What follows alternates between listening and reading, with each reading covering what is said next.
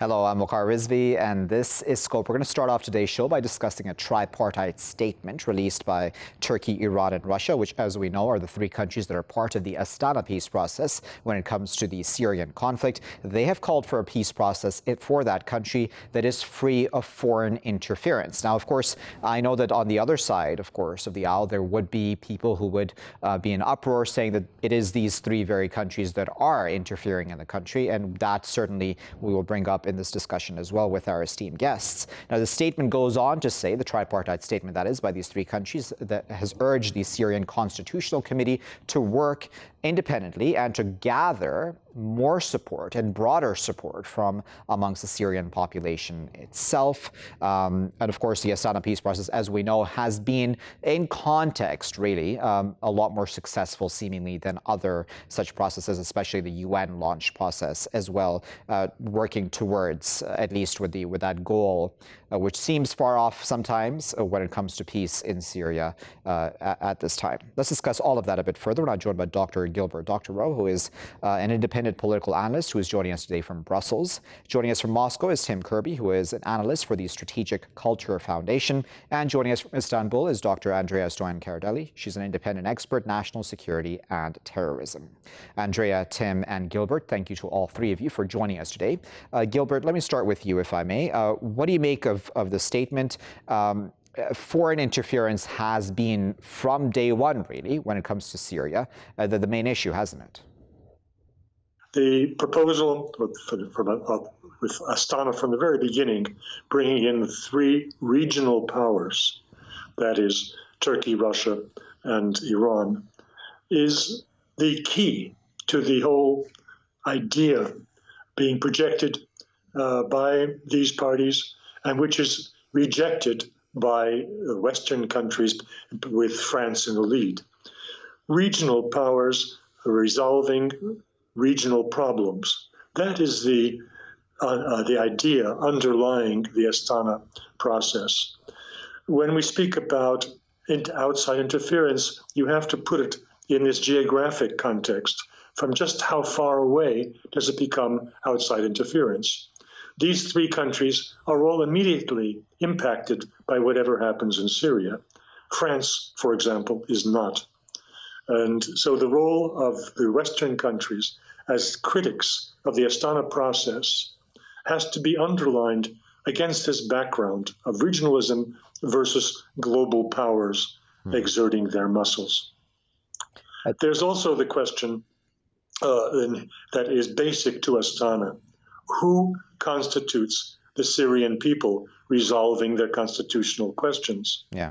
From the standpoint of these three countries, of Russia, Turkey, and Iran, it is the Syrians on the ground in Syria today who are the ones to decide the constitutional questions facing the country and its path forward. Okay. From the standpoint of the West, led by France, it is all of the Syrian people, including the very large numbers of Syrian emigres in the Syrian diaspora that has swelled to millions since the start of the civil war 10 years ago. There you have the fundamental difference in approach. Tim, I want you in. As I said in my introduction, Tim, there is on the other side, and I want to address that from the get-go, there would probably be an argument that Gilbert also alluded to, that these three countries themselves have interfered in Syria, but somehow they've been able to make it work, even though the three of them do have differences of opinion amongst them, and some of them are quite obvious, but nevertheless, they've been able to make it work somehow within the Astana process. So has this in some ways been better, if I may say, interference, where at least we've achieved something seemingly towards peace?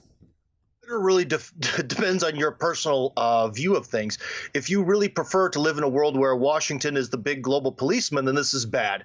If you find that type of world to be rather repulsive, then this is actually a major step forward because it's a peace process on a very large level that doesn't involve the United States whatsoever, which was mentioned before, or the West in general.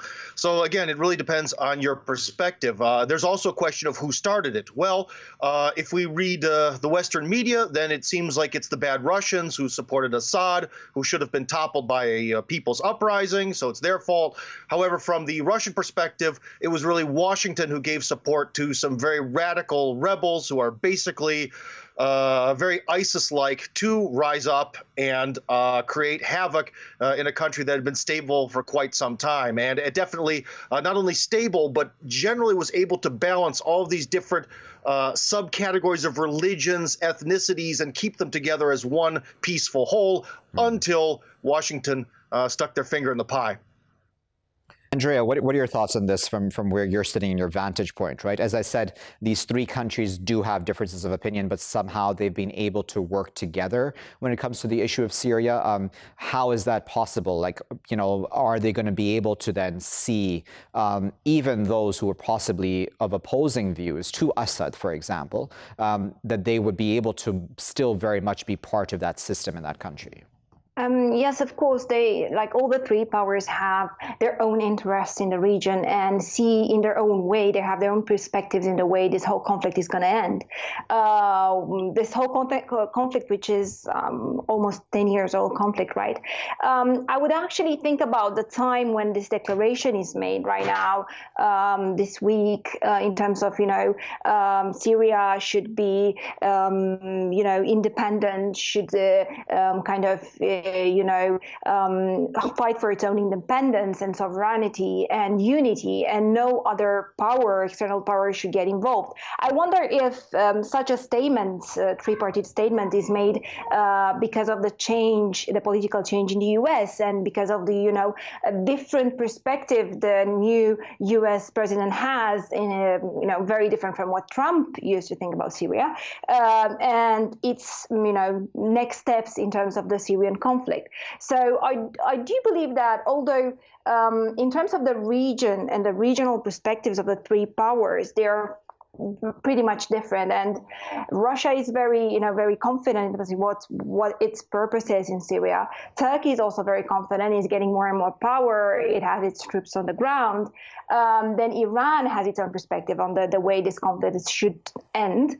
But at the same time, the three of them have a common idea about how this should come in terms of, you know, the foreign powers involved in the region. So how many differences there are in terms of internal structure, internal security, internal issues of the region. There are as many common elements in terms of who should get involved in the region. Yeah. They all think that no other power beyond themselves, the ones that are next to the region, we kind of share the issues, the consequences, and they're right in a sense. But at the same time, we have to agree that at the end of the day, it's Syria, it's the Syrian people who have to make a decision. So Gilbert, if we may, let's talk then very specifically about what Andreea just brought up. We have had a change of administration in the U.S. How will that change U.S. policy towards Syria? Because, if at all, because, you know, we had, before even Biden came into office, right, that news that had come out over the past month or month and a half, I believe, about how, you know, there was a new military base being set up in Hasaka in Syria. And for a while, even under the Trump administration, we had a lot of talk about how Syrian oil was being extracted by the Americans as well. Well, I wouldn't place too much emphasis on the timing of this upcoming meeting in Sochi in February, relating that to electoral politics in the United States. If you look back to when the Astana program began in 2017, each of the successive meetings under the Astana format have taken place within a time period roughly between December and February. So calling it now is a continuation of that basic timing of the Astana program. It is interesting that the 2020 Astana did not take place because of the coronavirus, and so what we're seeing now is simply a continuation of a tradition going back to 2017, which was interrupted by Corona. The whole Syrian crisis has been very much in the background of people's minds everywhere, because most of the world has been focused on one issue only for the last year, starting last March, and that is Corona. Corona seems to be coming under control thanks to the vaccinations programs that are being released everywhere. And now we can get back to the geopolitical issues that were of such prominence before Corona. Tim, I imagine the American presence in Syria will remain an obstacle, do you think, for the foreseeable future? Because again, the military base being set up, as well as, even though, I think within context of the Middle East, Syria doesn't have that much oil, but then Donald Trump had made it seem like that was very important for the Americans at some level. Well, I don't know if Donald Trump particularly saw Syria as that important. He saw it strangely important enough to launch that one missile strike where I believe it was 79 missiles were shot and 40-some were shot down. I believe that was with 2017, something like that. But besides that, overall, Trump has really sort of just sat on the Syrian issue. Now, Biden, to quite the contrary, on his first days in office, has already been very interested in re-sparking things here in Syria or making some sort of maybe, quote, progress. We'll see if that actually happens. But the real dynamic is which will happen first. Will Turkey, Iran, and Russia be able to work with the factions within Syria to make some sort of peace before Washington could potentially stir things up? Because if this peace process, well, if it does not involve Washington, sometimes the simplest way to win the game is to flip over the game board when you feel cheated. And that's one particular strategy that Washington could actually employ. Get things riled up again, that'll block all peace processes, and things will go back to 2011. Andreea, I would think that for Turkey, this has been quite a difficult process, has it not? A challenge, because it is, of course, a NATO member, and it's been a challenge, I would think, again, for its relations with the United States. Will Turkey be able to continue down this path? Is it in this for the long haul, do you think, with the Russians and the Iranians to see the Astana process succeed? Of course, for Turkey, it's been a burden in many ways, politically speaking, diplomatically speaking, in terms of its relations with its NATO partners. Here I'm not speaking just about the US, but especially about the US. Then it's been a burden economically speaking, because Turkey is also one of the countries that have been the most affected by the refugees that came in from Syria after the war started. Turkey entered the Astana process just because it realized that it switched its interest for the moment. But now, I would definitely emphasize a little bit more the new administration in the US, because unlike Trump, who was accused of betraying the Kurds and retracting the troops in Syria, Biden is expected to do exactly the opposite, and its support for the Kurds is already well known since the Obama administration. So this would be one of the main issues that Turkey would have in the future in terms of a foreign intervention, or US being more active in the region in terms of its support for the Kurds. As in regards to the next moves and the troops on the ground, because we have to admit the fact that Turkey also has the troops on the ground, and it's been a lot of investment in terms of the military investment that Turkey has made. And again, this hit once more on the economical side of the issues, right? So there are many different sides to the way Turkey supports or holds the burden of the Syrian conflict. And I would definitely emphasize the fact that it is in its interest for the conflict to end and for Syria to be a peaceful country again. It's in Turkey's interest as much as it is in the other country's interest. Very well. The clock has gotten the best of us, but we appreciate all three of our guests for taking their time out of their busy schedules to speak to us on this Saturday. That was Andreea speaking to us from Istanbul, Tim speaking to us from Moscow, and Gilbert was speaking to us there from Brussels, all of them sharing their expertise when it comes to Turkey, Iran, and Russia's involvement within the Astana peace process, specifically when it comes to, of course, resolving the Syrian conflict. They've been, in context again, and in comparison to the other process, the UN-led process, more successful. Of course, that can be debated and argued. As I said, there is another side to the argument where the other side would say, the Americans specifically, as well as other Western powers such as France that Gilbert had brought up, would say that, in fact, it is these three countries who have interfered in Syria themselves. Nevertheless, as I said, in context of how things have gone, maybe their interference or maybe their involvement has not been as negative as the others. And that, of course, as I said, can be argued by the other side openly as well as it is. Nevertheless, what happens next? I mean, there is a meeting coming up in Sochi, as the three have said, but they've also called for less foreign interference or no foreign interference, in fact, when it comes to the process that is to begin going forward vis-a-vis the Constitutional Committee, etc. Will that be respected, considering the Americans are very much on the ground in Syria? What will Biden do? A lot of open questions still to be answered. I'll be back with the next segment after this break. Welcome back, viewers. You're still here in Scope with me, Waqar Rizvi. In this segment, we're going to discuss France and its relations, specifically in the Middle East, and we'll hone in on the examples of Lebanon mostly, but also discuss Egypt if that does come up. The rights organization Amnesty International has spoken about French equipment essentially being used to repress protesters who are out on the streets of Lebanon in various cities, in the context, of course, of the pandemic and the many lockdowns that have been put in place. And it's a lot more than just that, right? Because there's the peaceful demonstrations and there's a very heavy-handed reaction to them. The grievances are all legitimate, of course, as there always have been in Lebanon, be it regarding the governing system and or how the country has dealt with now the coronavirus pandemic as well. Why is France okay with supplying equipment to be then used to repress demonstrators and protesters? And the same that can be said for Macron's relationship with Sisi, for example. And that was a while back, I know, but that meeting between Macron and Sisi was heavily criticized for the same reasons, essentially, human rights concerns. Macron essentially, seemingly again, and of course, I'll put this to our guests as well who are joining us, prioritizing French national interests over really human rights concerns in both Lebanon and Egypt, and arguably in many other places across the world as well.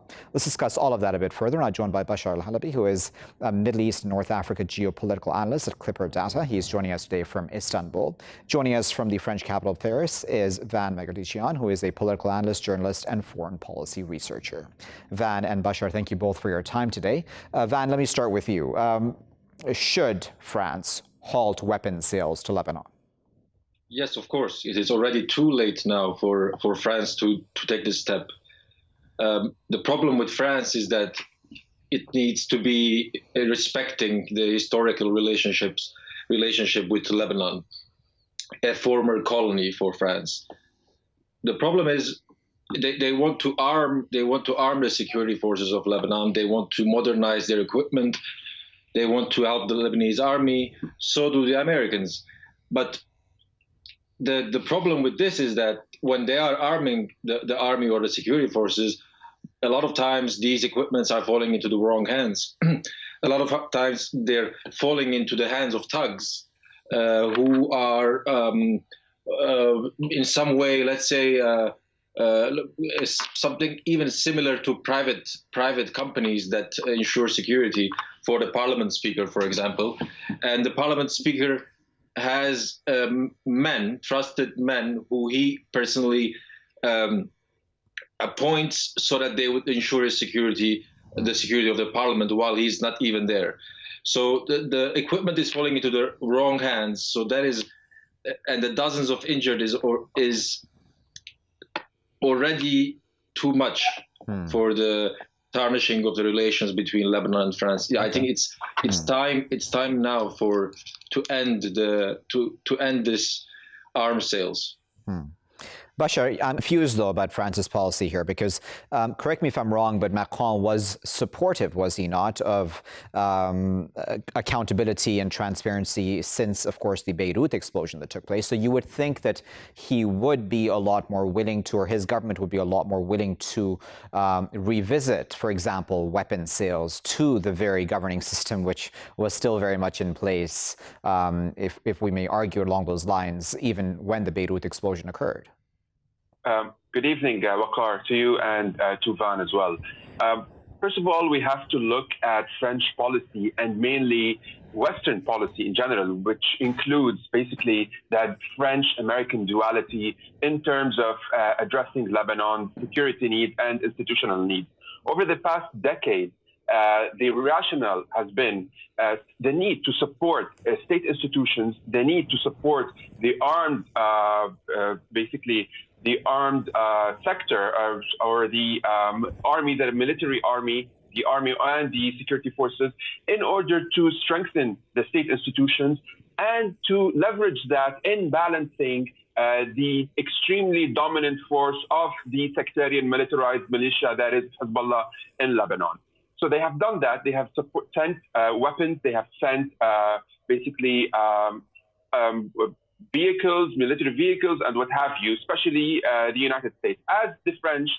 As for the French, what they have done is attempt to strengthen these security forces by providing necessary equipment and military-grade anti-riot equipment in order to ensure that. But the problem is that over the past decade, what has happened? Due to several factors, which we don't have to delve into now, Hezbollah has fully come to dominate the country. But what France has been doing since 2015 is to continue and supply the security forces with tear gas, with rubber bullets, and all of that has been completely and extensively documented by Human Rights Watch, by Amnesty International, and by other investigative journalists since the anti-regime riots that broke out in 2015 due to the garbage crisis at the time, and in 2019, the anti-regime, anti-sectarian regime protests that took place due to the dire economic and social situation. But what has France done? How has it responded to that? Following the explosion, the August 4 explosion in Beirut, that basically tore down 1/3 of the city. Right. Emmanuel Macron, the French president, was in Beirut 24 hours later. What he was trying to do is trying to prop up the current sectarian ruling elite, which was responsible for the nuclear-like explosion and for the public theft of the Lebanese people's basically savings in the central bank and in other banks in Lebanon. He was trying to prop up the same system that has resulted in all the misery the Lebanese have faced over the past 3 decades.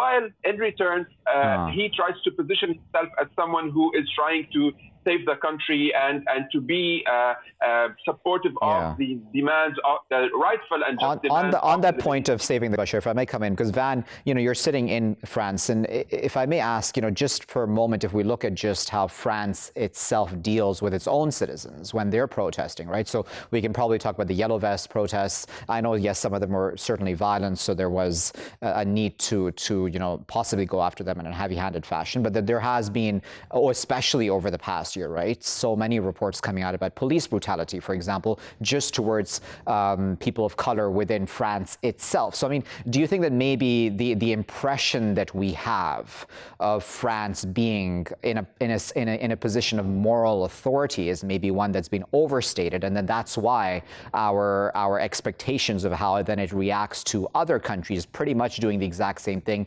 but possibly worse? Maybe we're expecting too much. Waqar, it's a good question. We don't only share good food with France. Lebanon has good food, France has good food, but we also share a lot of things, cultural things, security things, everything that is related to policy making. Basically, Lebanon first adopted from France. All the major institutions that were established in the early 20th century, they were also established by the French. So the French have this very big role that they play in Lebanon, culturally, socially, economically, politically. Now the problem is if they leave Lebanon and stop arming or equipping the Lebanese security forces or the army, the gap would be filled by militias, which is today, or we already know that the country is in the hands of a militia, Hezbollah, and the French are trying to figure out a way out of it. But when the Lebanese cannot help, the French have little to say at this point. Regarding the protests in France, yes, I've seen much more violent crackdown by the police here in France during the Yellow Vest movement protests every weekend. But they weren't firing live ammunition bullets against the protesters, for example, but the number of wounded was extremely high. France cannot be proud of that record. Yes, some of the protests were violent. They had to be controlled, but always the justification was that the violence, and so we're going to use violence against violence. Where in reality, the police was always failing to ensure that the protests remain peaceful. Every single time the protests were going out of control, that is also on the police. So the tactics we use in Lebanon, Bachar would know. I've personally also got hit a few times by those grenades. The Amnesty International report speaks about. They're all French products. What does France do? France exports mainly weapons, arms, grenades, and services. So that's a big part of the French economy, and they don't want to lose that role in Lebanon. Exactly. Because we already have the cultural and political, social links to France that makes it look like natural. You know, Bachar, on that point of France not wanting to lose that sort of influence, and it's also an industry, right? I mean, the arms industry is extremely important to not just France, but to a whole host of other Western countries as well, which we can probably list in our minds very quickly. But I wanted to bring in Egypt for a moment because that's also another example, right, of where there was a lot of criticism of France and the way it essentially, and Macron specifically, of course, overlooked seemingly human rights concerns by the Sisi regime as well there in Egypt. And I'm bringing that in because, again, it's not like it's just limited to Lebanon, this relationship where seemingly human rights are overlooked. Is this just normal French policy? In some ways, has it always been French policy? And again, why is this surprising to us? Is it that we have put France on a pedestal which possibly does not deserve? Well, the pedestal that France was put on was basically dates back to its French Revolution, first of its kind, and the Enlightenment ideas that France and secular ideas that France introduced to the world. But that was centuries ago. Over the years, and especially in this century, the French practice has been miserable. We talk about a colonial history, a colonial past. We talk about massacres. We talk about human rights violations, and the list goes on and on. And moving to contemporary times, France has never stopped exporting weapons to neighboring countries, especially in the Middle East and elsewhere.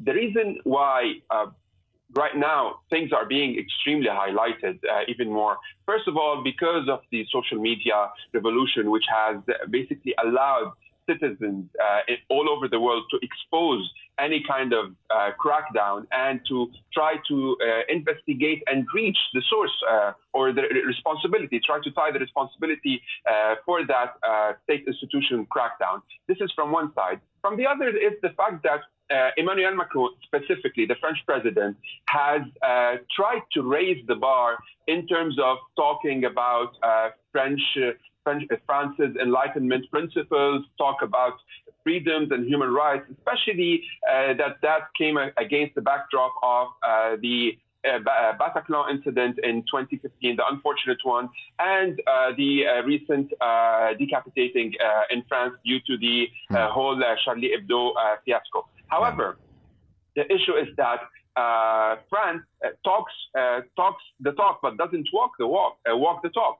So this means that further weapons will be exported to especially authoritarian regimes in the region, mainly because Macron ran on an agenda that wanted to modernize the French economy, to diversify it. And this has all stalled, and this has failed due to many reasons. First of all, due to the rigidness of the French economy and society, in addition to the fact that he is dealing with, just like everyone else in the world, with an unprecedented global pandemic. But to highlight one last point, in terms of the French double standard, is that the same week, Italian basically judiciary reached a concluding, if you want, remark or a conclusion that basically ties Egyptian security agencies to the assassination and the gruesome killing of the Italian researcher and the European researcher Giulio Regini. Emmanuel Macron was receiving President Abdel Fattah al-Sisi in France and honoring him with a Légion d'honneur, which is like one of the highest medals that France can give to its basically visitors. And this is quite unfortunate, not only for the French people who really try to uphold the principles they believe on, but also for what Europe claims to stand for in terms of its global posturing in the world. All right, the clock has gotten the best of us. We sincerely appreciate Bachar and Van once again for their time today and for the context that they provide to the discussion. We got through quite a bit. So we discussed, of course, the fact that France is continuing to sell weapons to Lebanon, even though it very well knows that they will be used in fashions which are not in keeping with human rights values that France itself says that it espouses and stands up for. And then, of course, the relations with Egypt, as Bachar there at the end was mentioning. I mean, it's an open secret, right, that the arms industry is extremely powerful now. It provides a lot of jobs. So how exactly do you overcome that? How do you then actually stand up for human rights somewhere else or even within your own borders? I mean, as Van there also described, there are concerns even about how France has reacted to protests within its borders also. So then maybe if we see a degradation of how people are treated within your own borders, then maybe it's just too much to expect that you do the same or you stand up for higher values outside of your borders. Maybe we're just all expecting about a bit too much from France at this time because its own track record is fairly obvious for all of us to see at this time. I'll be back with my final segment after this break. Welcome back, viewers. Now, in today's final segment of the show Scope, we're going to discuss Yemeni families, two Yemeni families, who have filed a petition against the U.S. government over drone strikes that killed approximately 34 of their relatives between the years 2013 and 2018. Now, of course, the United States has not just been involved in drone operations in a country like Yemen, but in other places such as Somalia, even where I'm sitting right now here in Pakistan. And there's always been concerns about civilian casualties, what the U.S. would call collateral damage in many regards. And, you know, as much as drones are celebrated as a military technological advancement, they are an imprecise art, aren't they? They do very many times result in significant collateral damage, for which the United States does sometimes pay out hefty sums to respective families. But then why even use these drones in that fashion if the intelligence is so weak in many of these cases, or if there's even a potential for civilians to be killed? I mean, there's of course a lot to discuss here overall about that sort of weapons program. Let's put all those questions to Dr. Lyal Sunga, who is joining us today from Rome in Italy. He is a visiting professor of the Raoul Wallenberg Institute of Human Rights and Humanitarian Law at Lund University. Lyal, thank you very much for your time and for joining us once again here in Scope. What do you make of this petition against the U.S. government? I mean, obviously, I would think that it won't make a huge difference when it comes to a U.S. policy, but nevertheless, it's important to hold the government to account, right? You know, the bringing a petition to the Inter-American Commission on Human Rights is a very important step, because the Inter-American Commission on Human Rights has been very, very diligent and thorough whenever it conducts an investigation. It's a remarkably strong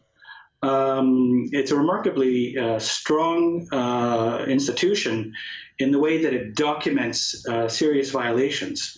Now, there are some jurisdictional issues. You know, these violations took place outside the Americas, and the Inter-American Commission has really jurisdiction within the Americas and over state parties. But you know, perhaps those jurisdictional issues can be cleared. Let me just say that there was a case not that long ago where the Inter-American Commission, found the United States in violation of its obligations under the American Convention on Human Rights. This is a regional human rights system with respect to Guantanamo Bay prisoners. So what can it do? Can it actually force the U.S. to change policy completely? Probably not, but it could put a lot of pressure and put the spotlight. And so it could have a strong indirect moral suasion and political pressure effect. And I think that could be very, very useful. So I'm glad to see this go forward.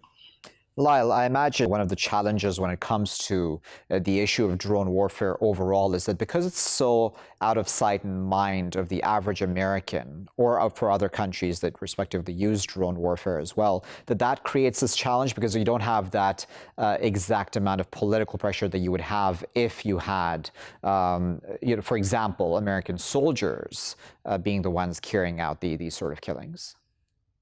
Yes, and the way that this has been used, and since 2013, it was Michael Hayden, who was the outgoing CIA director at the time, and John Brennan, who was the counterterrorism advisor to the Obama administration. They urged upon Obama the whole idea of ramping up drone warfare in Yemen and other places. In the first drone attack was in November 2002 under the Bush administration, but there hadn't been any others really since then until 2013. Now, Obama bought this argument that what you mentioned earlier was that they are very precise, they limit civilian casualties and so-called collateral damage. And they're the best way to fight the war on terror, which, by the way, is the whole thing. The war on terror with respect to Yemen is itself very suspect, because there wasn't really much of Al-Qaeda in the Arab Peninsula before these provocations. Neither parties to the civil war or since the Yemeni revolution were much interested in ISIL. Now there are some elements there probably, but this Abdullah Saleh, when he was around, skillfully used the U.S. And the U.S. very naively bought into intervention in Yemen, saying that there's this big terrorist threat, and went after Anwar al-Awlaki and his American citizen killed by drone in Yemeni territory. And his son, 16-year-old son, was killed when he was eating dinner on a separate occasion, weeks later, I should say, after Anwar al-Awlaki was killed. What about fair trial? What about proper intelligence, et cetera, et cetera? This is all reliance on signals intelligence, from cell phone metadata and everything else, rather than human intelligence, informants on the ground, et cetera. So of course there's going to be a lot of, civilian deaths, and that's what these two families are complaining about, is that they were having a wedding and these drones come out of the sky and kill family members on both sides of the family who are meeting to so this is really a problem. Because, the other concern here, as I'm sure you're more than well aware of, is that if you kill innocents, then there is this huge possibility that, in fact, you're opening up the remaining loved ones left behind to radicalization. I mean, so you're sort of defeating the entire purpose of why you even carried out the attack. Is that fair to say? Everybody can see that these type of, drone attacks in a country that is not a field of battle operations for the United States. What's it doing there in the first place? I know it's supposed to be counterterrorism operations. Well, I don't know how the U.S. gets to decide that and then start using these things that kill civilians. So that's questionable in the first instance. But yes, it's the best way to recruit terrorism, terrorist, fervor, because people can see that it's quite arbitrary, and that these attacks have not worked in the sense of targeting precisely militants and civil terrorist suspects who should be captured if possible, rather than just summarily executed. So everybody can see these are extrajudicial killings. This is an assassination policy. And this is not the way things should be done. It's very, very clumsy. It's immoral, and it's most probably illegal under international law. So the whole thing is a disaster, and Obama is mainly responsible for that, and then Trump as well, who just followed through with the policy and further increased the carnage. So yeah, I agree with you completely, and something has, Biden, maybe the Biden administration, I'm not going to hold my breath, but maybe the Biden administration would revisit this policy and start coming around to, revisit what the hell is the United States doing in Yemen, and especially with drones. Fingers crossed, yes. We'll very close eye on that, Lyal, but we sincerely appreciate you taking your time out today to share your expert insight with us. That was Lyal Sunga speaking to us from Rome in Italy, sharing his insight, as I said, upon this petition that has been filed by these two Yemeni families to hold the U.S. to account for killing 34 of their innocent relatives, according to these families, between the years 2013 and 2018. Will the U.S. be held to account? As Lyal there correctly said, of course, this very organization has held the United States to account in the past, or at least has called it out. Does it matter to U.S. policy when it comes to drone warfare? Likely not, but at least it's important to have these sorts of forms of accountability so that the world knows, Americans especially know, that just because it's out of sight and mind, just because it's sort of joystick warfare that they just don't know enough about, doesn't mean that the innocents who are being killed at the other end do not deserve accountability, or that this doesn't actually defeat the entire purpose of the war on terror, because it actually just creates further radicalization. You're feeding the very monster that you're meant to be fighting, or you claim you are trying to kill altogether. I'll leave it there for now. I've been Waqar Rizvi. Thanks for watching.